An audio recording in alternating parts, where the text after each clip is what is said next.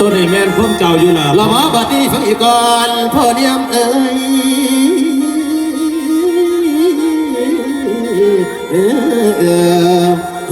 โอ้ยโอ้ยโอ้ยทายในนี้เด้อเมื่อกองโอ้ยพ่อเนียมเอ๋ยทายเอาดีๆเด้อเอาไปรุ่งดีดูสาวเผื่อหนาวแห้งเลยลาหมาบัดนี้ฟังก่อนพอเจ้าสิโลตัวน้อสายใจดีแล้วก็ทุกจนละลายขนอเฮาที่พอเนียมมาใครสิถ้าแม่นี่ย่างกันเบิ้งนะพวกผมจะมาเหยียบขี้คำเดียดีพอมาบอกขันจะร้อนสิบ่อ่อย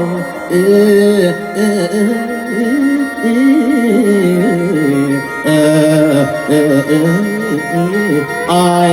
ไม่ที่ผู้น้อยนี่มันเขารักเกิดเพื่ออะไรว่าเขาจะมาพูดจริงกันเลยอาดีแมวเอ๋ยฟังคำจ่าอินอ้อยมาเจ้ากันก็บ้า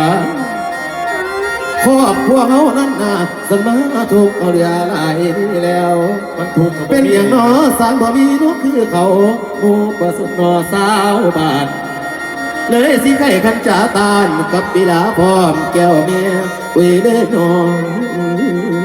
คิดในใจกันเตียงเตะสิไข่บ้านเป็นห่างเฮือนว่าจะได้ก็ลุงล่ะถูกเองคิดในใจว่าจะหนีไปหาทำการทำงานสระโพสิไปทำการทำงานโอ้ยเอาบาเบิ่งสิไปทำงานบ่งใดเดี๋ยวนี้อาดีพอเนี้ยในหัวใจดีลูกเพื่อนสิต่างบ่คือหลักนี่แล้วสิไก่กันเราเพื่อนนอนเราเพื่อนนอนสิห่างจอนโอ้ไก่เจ้าส่วนใบพีลาเอาขันใส่ใจพร้อมกาเมียลูกสิไก่แต่เมื่อดีเอาต้นเขาเป็นสู่เวียง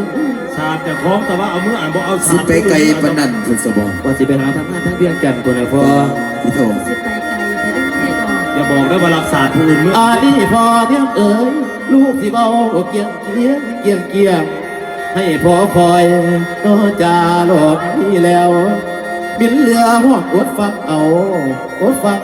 อีพอเนียมเด้อของอ้อยส่วนมาจันโนสีสวยกันเมียเพียกดอกของพี่ว่าจังในคนนี้อดพอไข่ขั้นปากตาลขั้นเจ้าเอาต่อพี่สายเตอคนไข่เวโนเวนาเวโนโอ้ย